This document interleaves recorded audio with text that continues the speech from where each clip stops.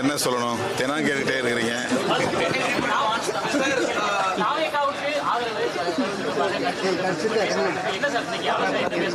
இல்லை, இன்னைக்கு மாலை 5 மணிக்கு இணைய வழி கூட்டத்தை நடத்த தீர்மானித்திருக்கிறோம். உயர்நிலை குழுவில்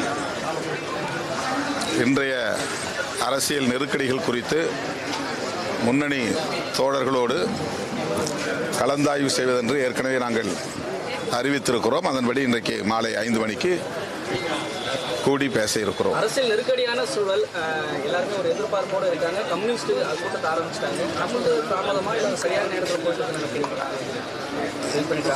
தாமதம் இல்லையா?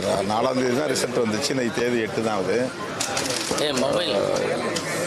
ஒரு ஜனநாயக முறைப்படி கட்சியில் கலந்து பேசுவது என்பது வழக்கமான ஒன்றுதான். எந்த ஒரு முடிவாக இருந்தாலும் கட்சி தலைவர் என்கிற முறையில் எனக்கு அதிகாரம் வழங்கப்பட்டிருக்கிறது என்றாலும் கூட அவர்களின் கருத்துக்களை அறிய வேண்டியது, அவர்களின் உணர்வுகளை மதிக்க வேண்டியது என்னுடைய பொறுப்பு, என்னுடைய கடமை.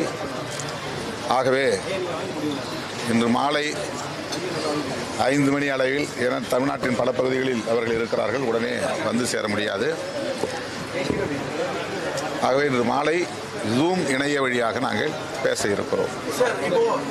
இந்த நேரத்தில் அதிமுக ஆதரவு தந்து ஒரு ஆட்சி அமைக்கக்கூடிய சூழலாம் பேசுபொருளாக இருக்கு. அதெல்லாம் சாத்தியமா? அதை நீங்க எப்படி பார்க்குறீங்க சார்? ஒரு பிரதான எதிர் நிலையில இருந்து அவங்க ஒரு முகாமில் சேர்ந்து ஆட்சி அமைக்கக்கூடிய சூழல் அமையுமா? அதை நீங்க எலக்ட்ரல் பாலிடிக்ஸை ரொம்ப முக்கிய கவனிச்சு கொண்டிருக்கிற நீங்க அதை சப்போர்ட் பண்ணுவீங்களா? அது அங்கே முடிவு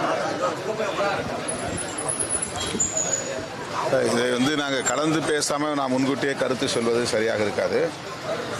எங்கள் தோழர்கள் என்ன நினைக்கிறார்கள் என்பதை அறியாமல் நானே ஒரு கருத்தை முன்கூட்டி சொல்ல முடியாது. ஆகவே மறுபடியும் சொல்லுகிறேன், உயர்நிலை குழு கூட்டம் முடிந்த பிறகு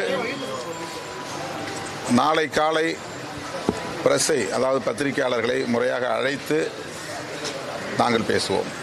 அதாவது உயர்நிலை குழுவில் எடுக்கிற முடிவை அறிவிப்போம். திமுக தலைவர் ஸ்டாலின் உங்களோட பேசினாரா? ஏன்னா இப்படி ஒரு சூழல் போயிட்டு இருக்கு. அவங்க என்ன சொல்றாங்க? 9 ஆண்டுகளாகவே திமுக கூட்டணியில் நீங்க நீடிச்சுட்டு வரீங்க. அவங்க என்ன கருத்தை வலியுறுத்துறாங்க? நாங்கள் ஏற்கனவே மதசார்பற்ற முற்போக்கு கூட்டணியில் பயணித்துக் கொண்டிருக்கிற நிலையில்